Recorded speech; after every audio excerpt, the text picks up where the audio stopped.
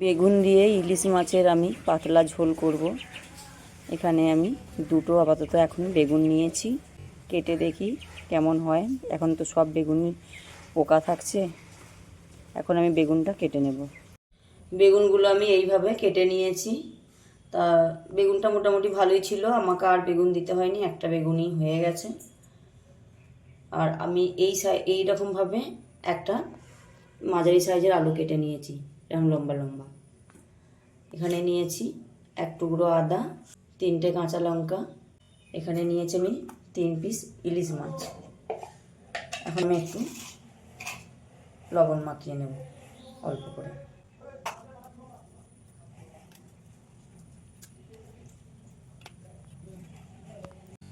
জলটা একটু বেরিয়ে গেলে তারপর আমি হলুদ দেব। শিলের মধ্যে আমি আদা, 2টো কাঁচা লঙ্কা, 1 চামচের একটু বেশি গোটা জিরে এখন আমি বেটে নেব। একটা কড়াই বসিয়ে দিয়েছি গরম করতে। কড়াইয়ে আমি তেল দিয়ে দিচ্ছি। মাছের মধ্যে আমি হলুদ মাখিয়ে নেব।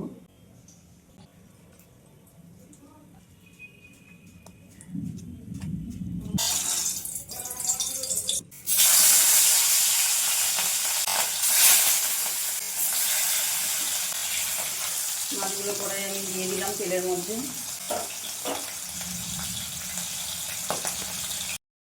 মাছের এক দিকটা আমি উল্টিয়ে দেবো, খুব বেশি লাল করে ভাজবো না। তুলে নেব।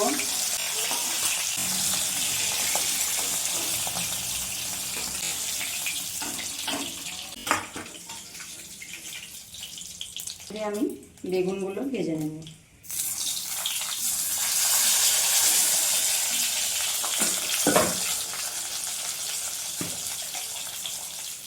দিয়ে দেবো অল্প একটু লবণ,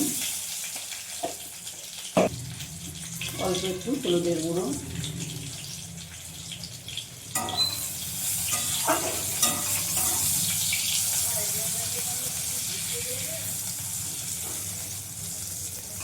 বেগুনটা আমি ভেজে নেব।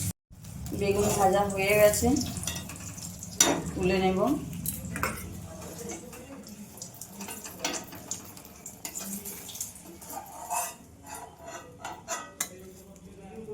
তেলটা কমে গেছে, তাই আর একটু তেল দিয়ে দেব। আমি লাল লাল করে ভেজে নেব।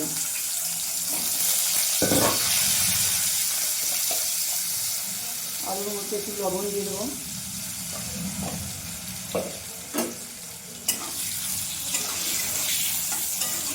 হয়ে গেছে, এক ধারে করে দিয়ে আমি কালো জিরে দিয়ে দেবো।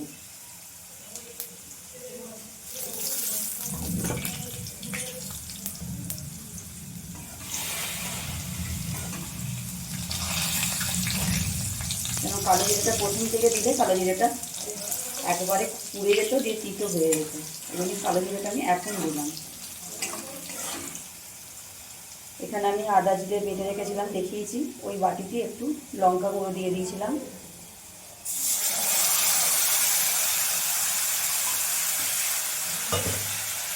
বাটিটা দিয়ে আমি একটু জল দিয়ে দেবো।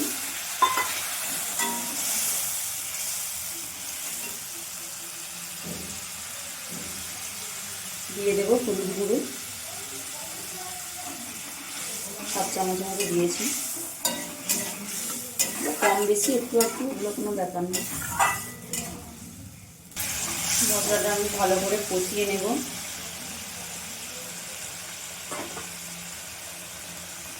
এটা আমি একটু অল্প সময়ের জন্য ঢেকে দেবো, আলুটা সিদ্ধ হয়ে যাবে।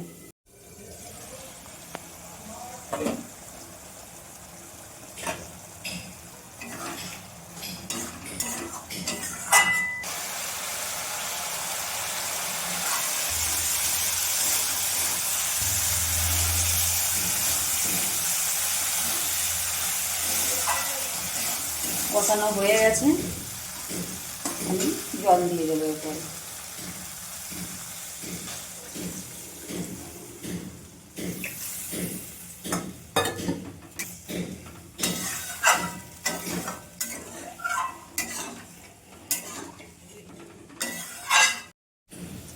ঝোলে জাল উঠে গেছে, আমি বেগুনগুলো দিয়ে দেবো। আলুগুলো অনেকটা সিদ্ধ হয়ে গেছে, আর একটুখানি থাকলে সিদ্ধ হয়ে যাবে। চন্দ্রমুখী আলু, চন্দ্রমুখী আলু বেশিক্ষণ সিদ্ধ হতে লাগে না। এবার আমি মাছগুলো দিয়ে দেব। মাছ থেকে তেল ছেড়ে দিয়েছে, সেই তেলটা থালার মধ্যে আছে, আমি দিয়ে দেবো।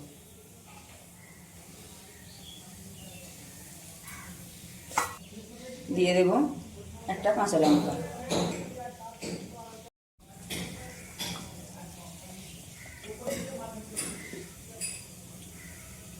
অল্প সময়ের মতন আমি একটু ঢেকে দিয়েছি।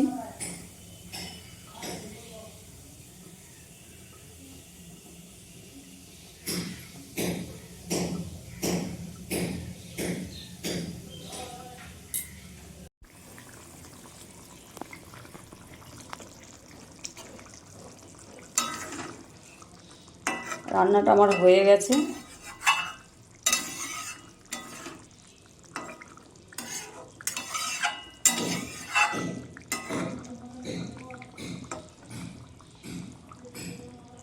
আর এইভাবে বন্ধুদেরকে বলছি, ইলিশ মাছে বেগুন আলু দিয়ে পাতলা ঝোল করে খেয়ে দেখবে, গরম ভাতের সাথে দুর্দান্ত লাগে।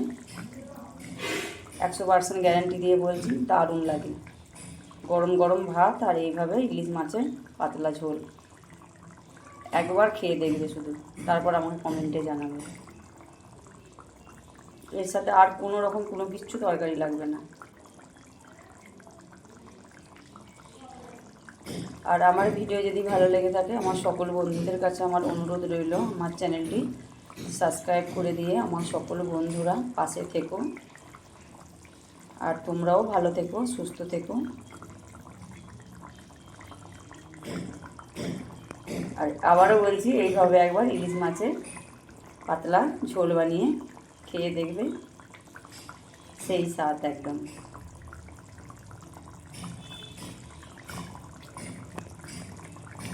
এখন আমি গ্যাসটা বন্ধ করে দেব।